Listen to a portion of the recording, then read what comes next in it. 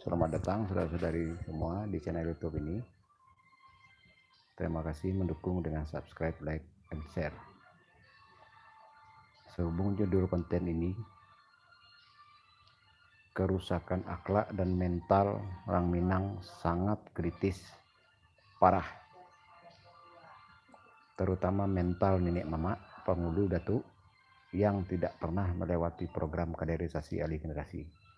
Jadi saat mereka menjabat, maka jabatan mereka lakukan sesuai ego mereka masing-masing. Yang jelas berakibat perebutan perampasan hak ulayat tanah masyarakat adat, masyarakat budaya, ulayat suku, ulayat kaum, nenek mama kita ini masing-masing pribadi.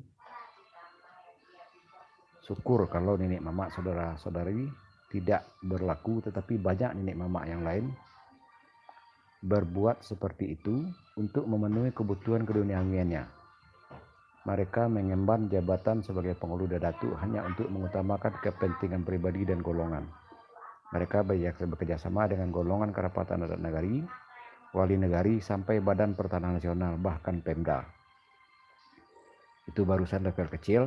Kalau Pemda itu malah merampas hak ulayat, hutan larangan, hutan simpanan, hutan ulayat suku, ya, bahkan merampas ulayat kaum dengan alasan untuk aset negara, dengan alasan untuk ulayat negari, dengan alasan pariwisata dan macam-macam.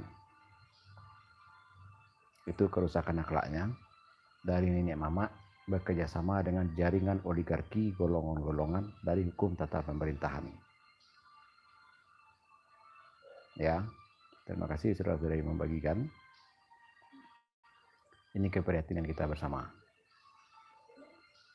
Ya, jika saudara-saudari mengikuti saya keliling Sumbar 6 tahap, maka saudara-saudari tidak meragukan lagi kesimpulan saya ini, karena kesimpulan saya sudah melewati berbagai macam observasi dan uji kelayakan kepada para nenek mama tersebut. Minimal 83 orang nenek mama mengakui kepada saya membutuhkan program kaderisasi. Mereka awam hal adat, budaya, dan agama. Mereka awam secara sejarahnya, maknawinya, hukumnya, manajemennya. Jadi mustahil mereka menjalankan amanah sesuai sumpah jabatan mereka yang bersumpah demi 30 juz ayat suci Al-Quran. Sebanyak baris di atas, seganok baris di bawah. Mereka berjanji berkata bana, tagak bana, wajalului, maukum hadiah. Dan tidak sama sekali mereka berbuat sesuai koridor sumpah tadi. Ya, bahkan mereka bekerjasama mengkhianati negeri. Bahkan mereka bekerjasama dengan golongan-golongan kerapatan adat dari wali negari, Badan Pertanahan untuk merampas hak ulayat. Ya, itu kerusakan dari pemangku, dari pejabat adat dan budaya. Ya, kalau dinas kebudayaan di Provinsi Sumbar itu adalah sarang koruptor, sampai saat ini masih dalam pengawasan KPK, masih dalam proses hukum. Dapat kita lihat buktinya gedung mangkrak di dinas kebudayaan tersebut. Ya, begitupun dinas pariwisata dan lain-lain, mereka hanya mengatasnamakan, menghambur-hamburkan anggaran untuk atas nama survei pencitraan. Dan bodohnya masyarakat malah hanya mengundang Mak Kati yang cuma sebatas bicara. Mak Kati tidak akan pernah menyelesaikan kasus peributan perampasan hak ulayat tanah. Dan Mak Kati juga ini Yosepati tidak pernah bercerita sejarah. Jadi cara penyelamatan Minang tersebut hanya dengan 4 metode. 4 kosakata ini, adat, budaya, adab, dan agama, harus saudari pahami secara sejarahnya, maknawinya, hukumnya, manajemennya.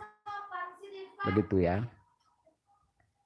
Nah, itulah akibatnya kerusakan akhlak tanpa tahu sejarah asal-usul, tanpa tahu sejarah maknawi, hukum, manajemen, tata kelola adat dan budaya.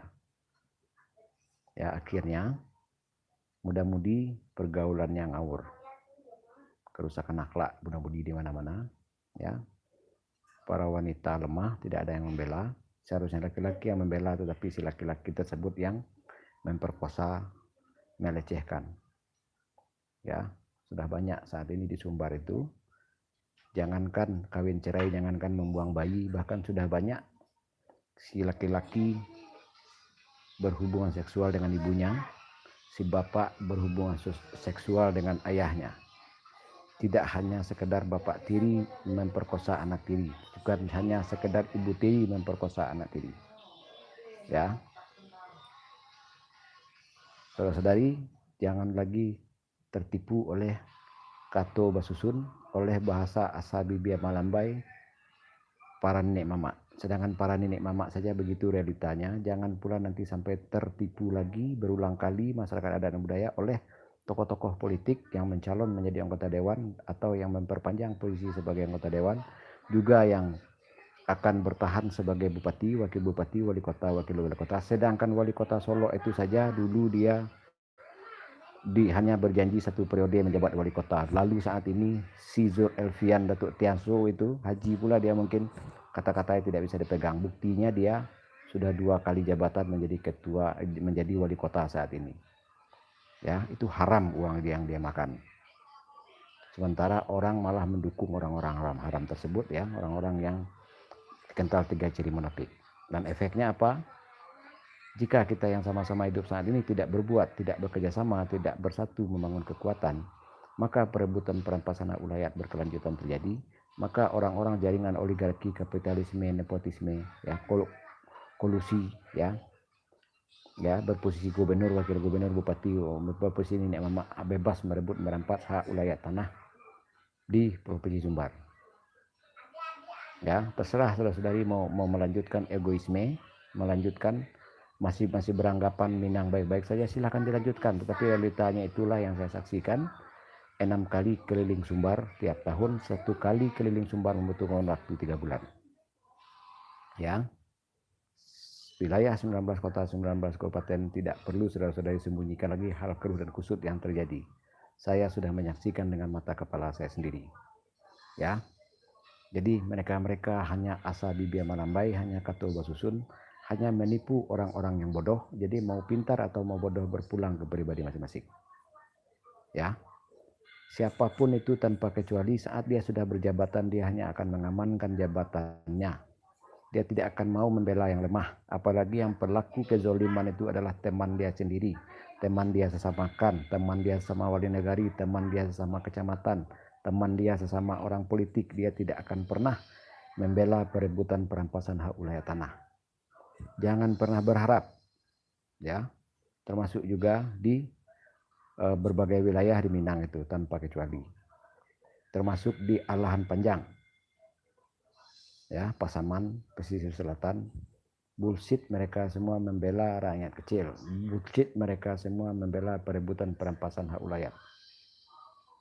Percuma berharap kepada orang-orang tersebut, bahkan percuma berharap kepada nenek mama masing-masing. Ya, satu langkah yang paling tepat adalah secepatnya lakukan sertifikasi tanah, lalu pakai hukum Islam untuk warisan pusaka tanah. Paham? Jangan dipercayakan lagi hak ulayat tanah, hak ulayat suku, hak ulayat kaum kepada nenek mama penghulu datuk. Jangan dipercayakan lagi kepada aturan adat, aturan budaya Minang. Ya, itu adalah aturan susunan yang dirancang oleh Belanda untuk menguntungkan orang-orang yang berjabatan, orang-orang yang mengemban amanah, untuk membodohi orang-orang yang membela orang yang mengemban amanah. Sampai di sini paham? Jadi secepatnya bersatu, satu keluarga, secepatnya sertifikatkan tanah.